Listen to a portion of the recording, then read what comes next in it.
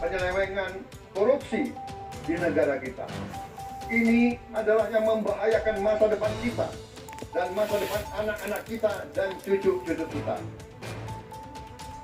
Kita harus berani mengakui terlalu banyak kebocoran-kebocoran dari anggaran kita, penyimpangan-penyimpangan, kolusi di antara para pejabat politik, pejabat pemerintah di semua tingkatan, dengan pengusaha-pengusaha yang nakal, pengusaha-pengusaha yang tidak patriotik. Janganlah kita takut untuk melihat realita ini. Kita masih melihat sebagian saudara-saudara kita yang belum menikmati hasil kemerdekaan. Terlalu banyak saudara-saudara kita yang berada di bawah garis kemiskinan. Terlalu banyak anak-anak kita yang berangkat sekolah tidak makan pagi. Terlalu banyak anak-anak kita yang tidak punya pakaian untuk berangkat sekolah. Saudara-saudara sekalian, kita sebagai pemimpin politik, jangan kita terlalu senang melihat angka-angka statistik yang membuat kita terlalu cepat gembira, terlalu cepat puas, padahal kita belum melihat gambaran sepenuhnya. Kita merasa bangga bahwa kita diterima di kalangan G20. Kita merasa bangga bahwa kita disebut ekonomi ke-16 terbesar di dunia. Tapi, apakah kita sungguh-sungguh paham? Apakah kita sungguh-sungguh melihat gambarannya utuh dari keadaan kita? Apakah kita sadar bahwa kemiskinan di Indonesia masih terlalu besar? Apakah kita sadar bahwa rakyat kita dan anak-anak kita banyak yang kurang gizi? Banyak rakyat kita yang tidak dapat pekerjaan yang baik. Saya sudah katakan, kita harus berani menghadapi dan memberantas korupsi dengan perbaikan sistem, dengan penegakan hukum yang tegas, dengan digitalisasi. Insya Allah kita akan kurangi korupsi secara signifikan. Tapi ini harus kita lakukan. Seluruh unsur pimpinan harus memberi contoh. Ingarso sing tulodo.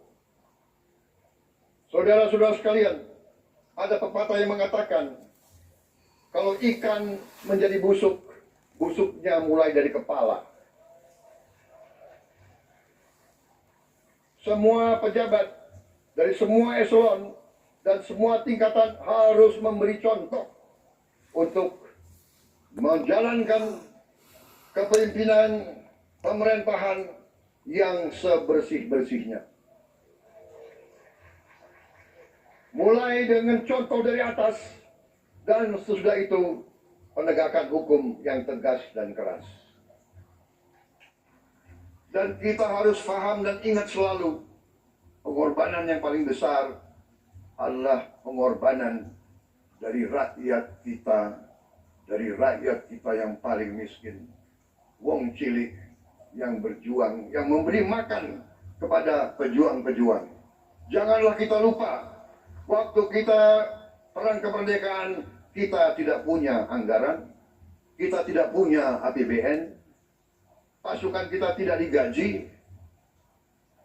Siapa yang memberi makan kepada kita? Yang beri makan adalah para petani di desa-desa. Yang beri makan adalah para nelayan. Yang beri makan adalah para pekerja. Terus-menerus mereka yang mendirikan Republik Indonesia. Sekalian, kita harus ingat bahwa kekuasaan itu adalah milik rakyat. Kedaulatan itu adalah kedaulatan rakyat. Kita berkuasa seizin rakyat. Kita menjalankan kekuasaan harus untuk kepentingan rakyat. Kita harus selalu ingat, setiap pemimpin dalam setiap tingkatan harus selalu ingat, pekerjaan kita harus untuk rakyat.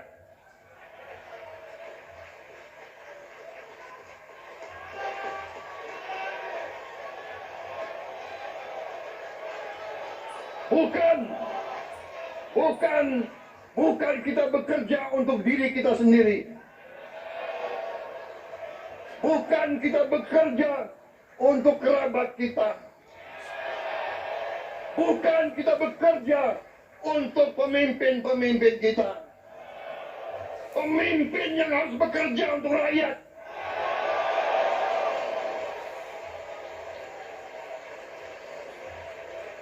Saudara-saudara sekalian, kita harus mengerti selalu, sadar selalu bahwa bangsa yang merdeka adalah bangsa di mana rakyatnya merdeka. Rakyat harus bebas dari ketakutan, bebas dari kemiskinan, bebas dari kelaparan, bebas dari kebodohan, bebas dari penindasan, bebas dari penderitaan.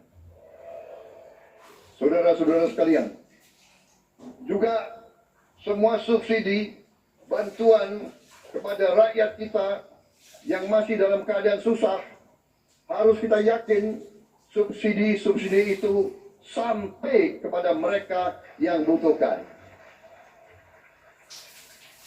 Kita harus berani meneliti, dan kalau perlu kita robah subsidi itu harus kepada langsung keluarga-keluarga yang membutuhkan itu. Dengan teknologi digital kita akan mampu sampai subsidi itu sampai ke setiap keluarga yang membutuhkan.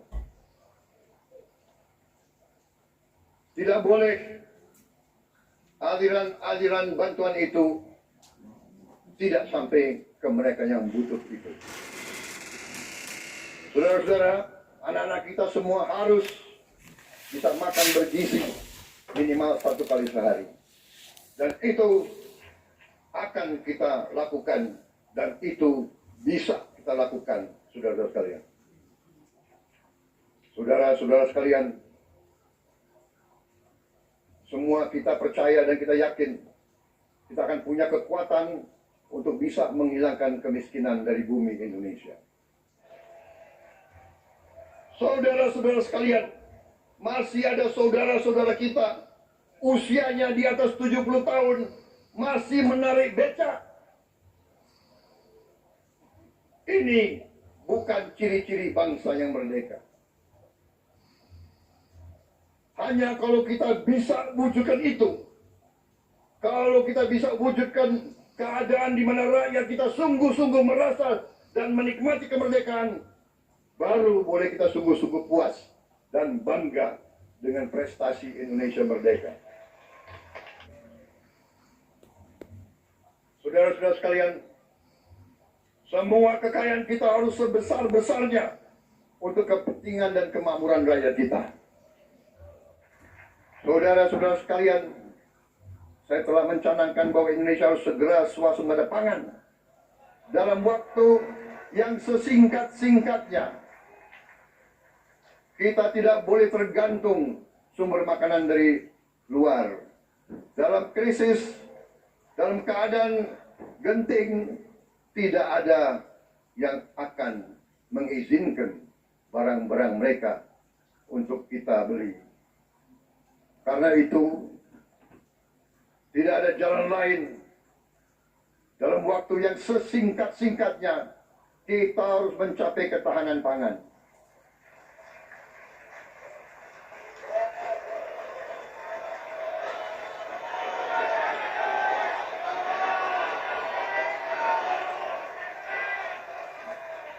Kita harus mampu memproduksi dan memenuhi kebutuhan pangan seluruh rakyat Indonesia. Saya sudah mempelajari bersama pakar-pakar yang membantu saya.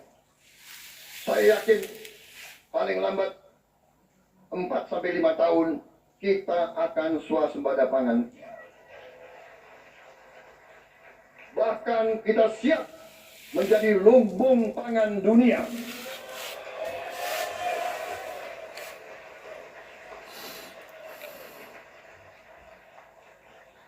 Saudara-saudara sekalian,